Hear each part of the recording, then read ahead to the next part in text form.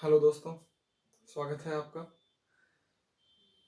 पिछले वीडियो में हमने समुच्चय के बारे में पढ़ा था, इसकी परिभाषा, प्रकार और उपसमुच्चय, उसके साथ घात समुच्चय, इन पर चर्चा हमने की थी। और आज का जो हमारा टॉपिक होगा उसमें सबसे पहले हम चर्चा करेंगे सार्वत्रिक समुच्चय की। Universal set. सार्वत्रिक समुच्चय का मतलब होता है कि विचारित जितने भी समुच्चय है वो किसी एक बड़े समुच्चय के उपसमुच्चय हो, तो बड़ा समुच्चय उन सब के लिए सार्वत्रिक समुच्चय यानी यूनिवर्सल सेट कहलाता है। जैसे अगर बात करें पूर्ण संख्याओं, प्राकृत संख्याओं, पूर्णांक संख्या, परिमेय संख्या, अपरिमेय संख्या और अभाज्य संख्या, तो इन सब के लिए वास्तविक संख्याओं का समुच्चय यानी वास्तविक संख्याओं का समुच्चय जो होगा इन सब के लिए एक सार्वत्रिक समुच्चय होगा, क्योंकि ये सारी जो संख्याएं हैं वो वास्तविक संख्या की उप समुच्चय होती है। हम लिख सकते हैं कि W जो पूर्ण संख्या है वो भी R का उपसमुच्चय होती है, N है वो भी R का उपसमुच्चय होती है, I R का उपसमुच्चय होती है, Q इसी प्रकार, T इसी प्रकार, P, ये सारे के सारे R के उपसमुच्चय होते हैं। तो हम ये कह सकते हैं कि R जो वास्तविक संख्याओं का समुच्चय है वो इन सब के लिए यूनिवर्सल सेट है। इसके बाद में हम बात करते हैं अंतराल की।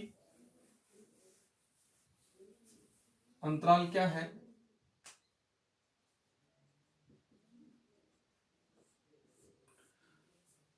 अंतराल दो प्रकार के होते हैं। यहाँ पे अंतराल, दो प्रकार के अंतरालों की बात करेंगे। नंबर एक, विवृत अंतराल। विवृत अंतराल जिसे हम ओपन इंटरवल, और दूसरा हम बात करेंगे संवृत अंतराल यानी क्लोज। विवृत अंतराल, यदि हम किन्हीं दो वास्तविक संख्याओं a और b की बात करें जहां a और b में रिलेशन ये है कि a का मान है वो b से छोटा है, तो एक समुच्चय x जहां x का मान है वो आपके b से छोटा और a से बड़ा, ये समुच्चय जो होगा वो विवृत समुच्चय या विवृत अंतराल कहलाएगा। इसका मतलब है कि x का जो मान है वो a से बड़ा होगा, b से छोटा होगा, a और b वैल्यू ग्रहण नहीं करेगा, तो इसको हम छोटे कोष्ठक के माध्यम से दर्शाएंगे। और संख्या रेखा पर जब इसका निरूपण किया जाएगा तो इस प्रकार इसका निरूपण किया जाएगा। जब बात विवृत संवृत अंतराल की आती है, क्लोज सेट, तो उस कंडीशन में x होता है, उसका मान a से बड़ा या बराबर भी हो सकता है और b से छोटा या बराबर भी हो सकता है। इस कंडीशन में हम बड़े कोष्ठक का प्रयोग करेंगे और यहां पे हम छोटे कोष्ठक का प्रयोग करेंगे। और साथ ही जब संख्या रेखा पे निरूपण की बात आएगी तो हम गहरे डॉट से इसको दर्शाएंगे। इसमें अंत्य बिंदु शामिल किए जाते हैं संवृत अंतराल में, जबकि विवृत अंतराल में अंत्य बिंदुओं को छोड़ा जाता है, अंत्य बिंदु शामिल नहीं किए जाते हैं। तो ये थे आपके संवृत अंतराल और विवृत अंतराल। स्क्रीनशॉट ले लो।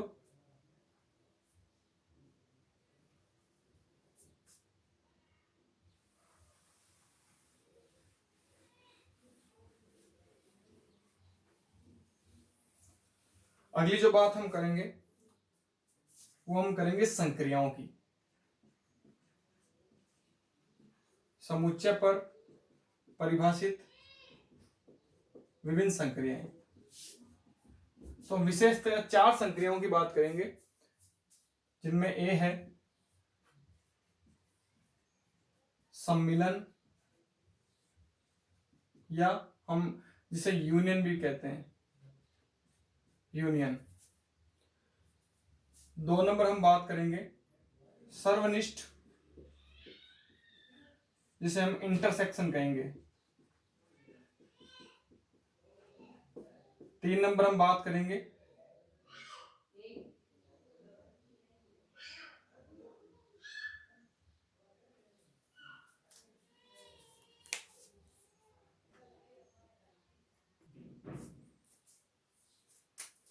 सी है समुच्चयों का अंतर,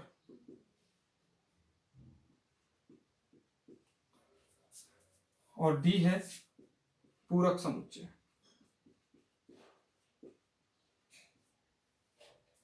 इन पे हम चर्चा करेंगे। तो सबसे पहले हम बात करते हैं सम्मिलन या यूनियन, जिसे हम यूनियन भी कहते हैं।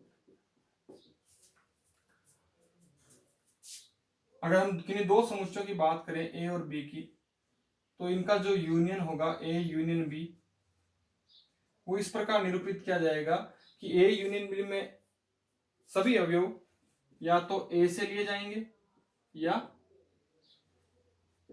बी से लिए जाएंगे। तो इसका मतलब हो गया कि ए और बी ये दोनों अपने संघ या सम्मिलन के उप समुच्चय होते हैं। अर्थात मैं ये भी कह सकता हूं A is subset of A union B और बी इज सबसेट ऑफ,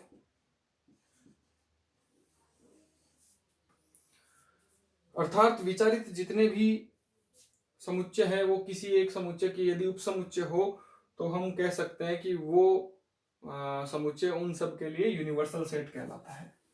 इसके बाद में इसके कुछ गुणधर्म है। क्या गुणधर्म हो सकते हैं? तो हम पहले गुणधर्म की बात करते हैं क्रम विनिमयता।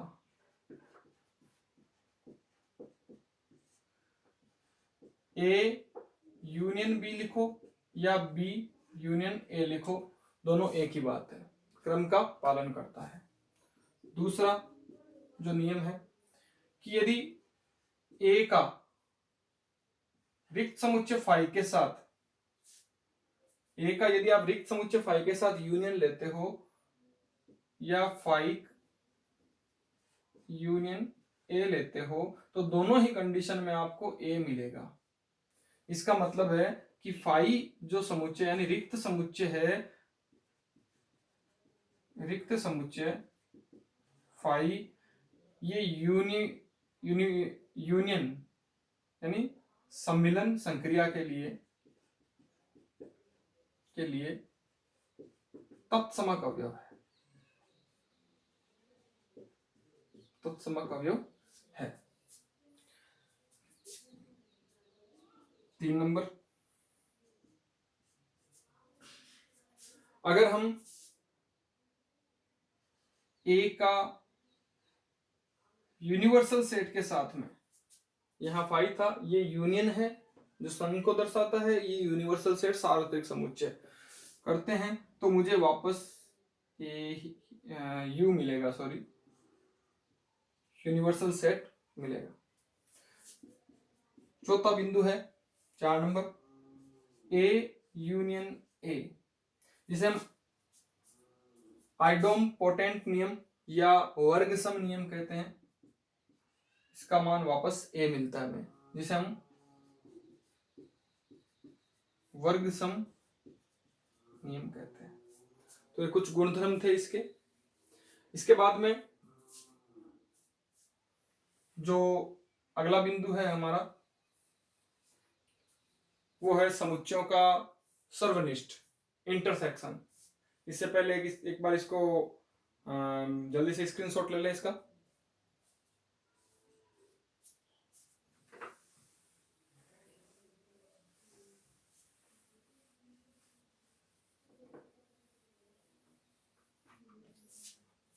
उसके बाद में 2 नंबर आती है आपके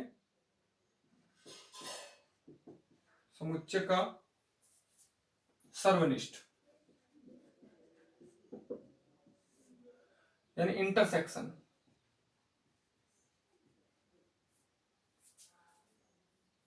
अगर बात करें दो समुच्चयों की ए और बी की, तो इनका इंटरसेक्शन जो होगा वो ए इंटरसेक्शन बी के द्वारा व्यक्त किया जाएगा। इसमें वो अवयव शामिल होंगे जो ए में भी है और बी में भी है, अर्थात वो अवयव लिए जाएंगे जो दोनों में कॉमन हो। तो यहां पे हम उसको सर्वनिष्ठ यानी इंटरसेक्शन से व्यक्त करेंगे। तो इसके भी कुछ गुणधर्म हैं। क्या क्या है? नंबर 1 वही क्रम विनिमय, ए इंटरसेक्शन बी लिखो या बी इंटरसेक्शन ए लिखो, दोनों एक ही बात है, दोनों का मान समान आएगा। 2 नंबर जो गुणधर्म है साहचर्यता, A intersection B intersection C, चाहे इन दोनों का इंटरसेक्शन लेके फिर सी के साथ, या A intersection B intersection C, चाहे इन दोनों का लेके पहले एक फिर ए के साथ, तो दोनों का मान बराबर आता है। 3 नंबर अगर हम बात करें तत्समकता, यदि ए इसका इंटरसेक्शन आप यूनिवर्सल सेट के साथ लेते हो, सार्वत्रिक समुच्चय के साथ,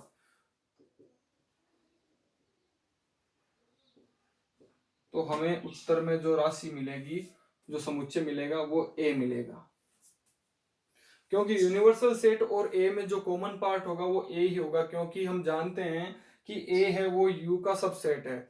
यदि कोई समुच्चय किसी का सबसेट है तो दोनों का इंटरसेक्शन होगा, वो छोटा अवयव जो सबसेट है वही हमें मिलेगा, और जब यूनियन की बात होगी तो हमें जो बड़ा है यूनिवर्सल सेट है वो मिलेगा। ये दोनों एक दूसरे के अपोजिट गुणधर्म यहाँ मिलते हैं हमें, तो ये ए मिल जाएगा, तो इसका तत्समक अवयव क्या हो जाएगा, तत्समक अवयव यू हो जाएगा, यूनिवर्सल सेट किसका, अपने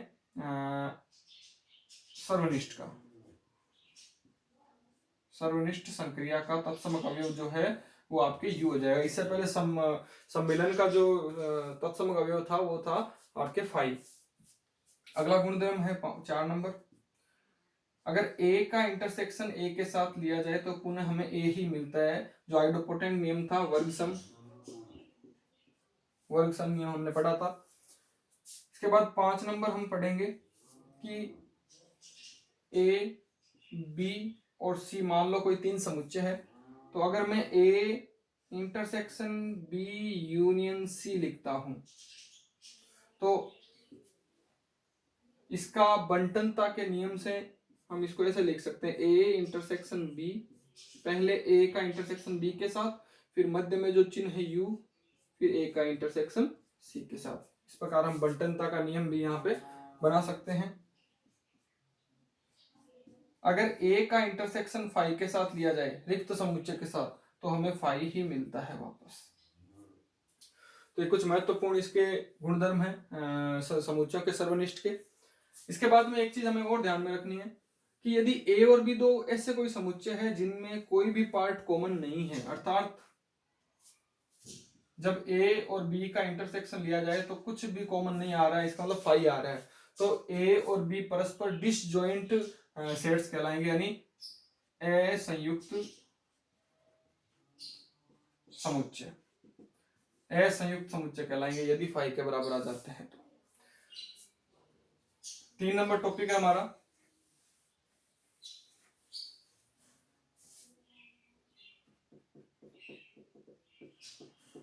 समुच्चय का अंतर। समुच्चय का अंतर नाम से ही पता चल रहा है, अंतर का मतलब यहाँ घटाने से हो गया कि यदि मैं किसी समुच्चय ए से बी घटा देता हूं तो मुझे क्या मिलेगा। तो आपको ऐसे याद रखना है कि ए के वो अवयव जो बी में नहीं है वो हमें प्राप्त होंगे। इसका मतलब हम इसको ऐसे लिख सकते हैं, एक्स जहां एक्स ए का सदस्य तो है लेकिन x not belong to B, B का सदस्य नहीं है, तो हम ऐसे लिख सकते हैं कि और यदि बी मान लो 3 4 5 6 ऐसे कुछ हो, तो जब ए में से हम बी घटाएंगे तो हमें बी को नहीं देखना है, हमें सिर्फ ए को देखना है कि ए के उन सदस्यों को लेना है जो बी में नहीं है। बी से हमें कोई मतलब नहीं है, एक उसमें है नहीं है तो लिख दो, 2 उसमें है नहीं है लिख दो, 3 है नहीं लिखना है, 4 है नहीं लिखना है, तो ये हो गया ए माइनस बी।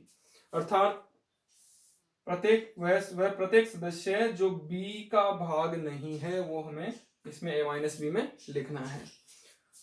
इसके बाद में लास्ट जो है पूरक समुच्चय 4 नंबर, पूरक समुच्चय।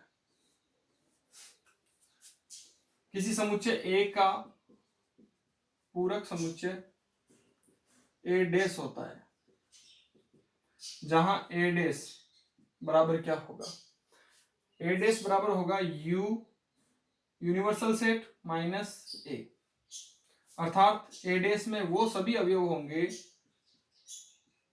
x बिलोंग टू यू में तो है लेकिन x नॉट बिलोंग टू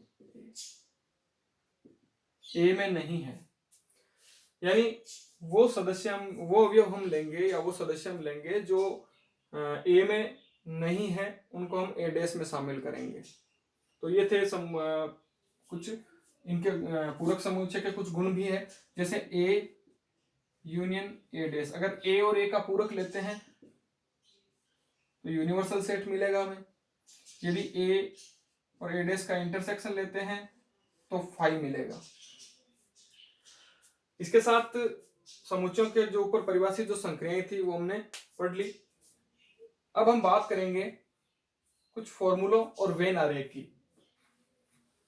क्योंकि एग्जाम में, कंपटीशन एग्जाम में जो अधिकतर क्वेश्चन पूछे जाते हैं वो वेन आरेख से संबंधित होते हैं या फॉर्मूले से संबंधित होते हैं।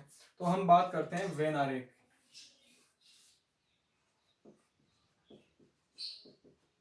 वेन डायग्राम क्या है? वेन डायग्राम कि वेन आरेख के माध्यम से हम जो यूनिवर्सल सेट होता है उसको एक आयत के रूप में दर्शाते हैं, और उस यूनिवर्सल सेट के जो छोटे छोटे उपसमुच्चय होते हैं उनको वृत्ताकार आकृति में दर्शाया जाता है, और उन वृत्तों को यूनिवर्सल सेट के मध्य दर्शाकर हम वेन आरेख की रचना करते हैं। जैसे अगर मैं बात करूं वास्तविक संख्याओं के समुच्चय आर की, तो ये अगर वास्तविक संख्याओं का समुच्चय आर को मैं यूनिवर्सल सेट मानूं तो प्राकृत संख्याओं का समुच्चय इसका एक उपसमुच्चय हो जाएगा,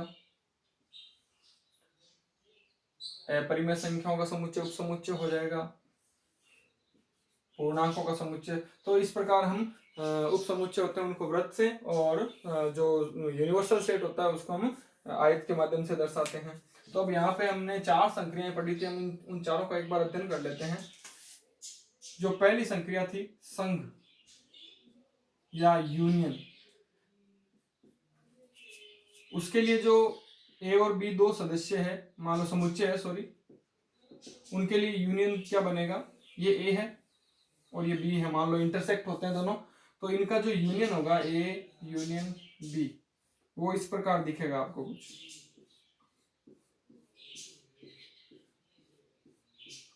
सारी चीज शामिल करेंगे। 2 नंबर बात करते हैं यूनियन की। ये मान लो इसका यूनिवर्सल सेट हो गया यहाँ पे, ए इंटरसेक्शन बी यानी सर्वनिष्ठ। सर्वनिष्ठ की बात करते हैं तो यही डायग्राम इस कुछ इस प्रकार बनेगा, ये ए ये बी, दोनों का कॉमन पार्ट, उभयनिष्ठ पार्ट आपको लेना है। इसी पार्ट को हम ए इंटरसेक्शन बी नाम देंगे। 3 नंबर हम बात करते हैं ए माइनस बी, इसको हम इस प्रकार दर्शाएंगे,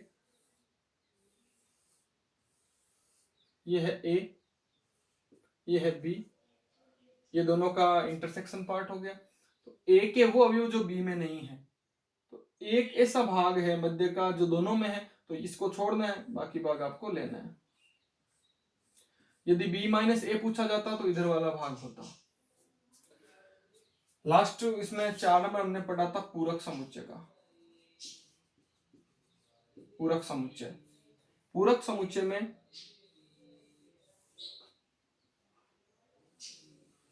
ये ए है तो इसका पूरक समुच्चय ए डैश, जो बाहर का भाग है ए को छोड़कर, इस भाग को हम लेंगे। तो इस प्रकार ये हमने कुछ वेन आरेख बनाए हैं। और भी कई वेन आरेख है जिनका प्रयोग अलग अलग प्रश्नों के माध्यम से हम करेंगे। जब हम सीट सोल्व करेंगे उसमें सारे वेन आरेख और हम डिस्कस करेंगे। अब 2 महत्वपूर्ण फॉर्मूले जो हमें याद रखने हैं, एक है आपके एन ए यूनियन बी। ए और बी के यूनियन में कितने अवयव हो सकते हैं, तो इसका फॉर्मूला आपको याद रखना है कि ए के सदस्य, उसमें आपको जोड़ना है बी के सदस्य, और उनमें से आपको घटा देना है दोनों के कॉमन सदस्य। दोनों में कॉमन कितने सदस्य हो सकते हैं। और अगर समुच्चयों की संख्या 3 आ जाती है यहाँ पे, इसमें भी एक विशेष कंडीशन आप मान सकते हो। कंडीशन ये है कि यदि ए और बी परस्पर असंयुक्त हो, यदि ए और बी परस्पर असंयुक्त हो, उस कंडीशन में आपको ये याद रखना है कि इन दोनों का इंटरसेक्शन जो होगा वो होगा 5, और उस कंडीशन में यहाँ वैल्यू आएगी 0। तो हम ये लिख सकते हैं फिर एन ए यूनियन बी बराबर जो होगा n A plus n B, यहाँ 0 आ जाएगा। इसका मतलब है फॉर्मूला यहाँ तक ही होगा उस कंडीशन में। और दो, यदि समुच्चय 3 ले लिए जाए n A union B union C, उस कंडीशन में आपको याद रखना है n A plus n B plus n C minus n A intersection B minus n B intersection C minus n C intersection A plus n A intersection B intersection C. ये 3 समुच्चयों के लिए प्रयोग में लाने वाला फॉर्मूला है। इसके साथ ही वेन आरेख और फॉर्मूला का काम अपने कंप्लीट होता है। और कुछ क्वेश्चन हम देख लेते हैं इनके।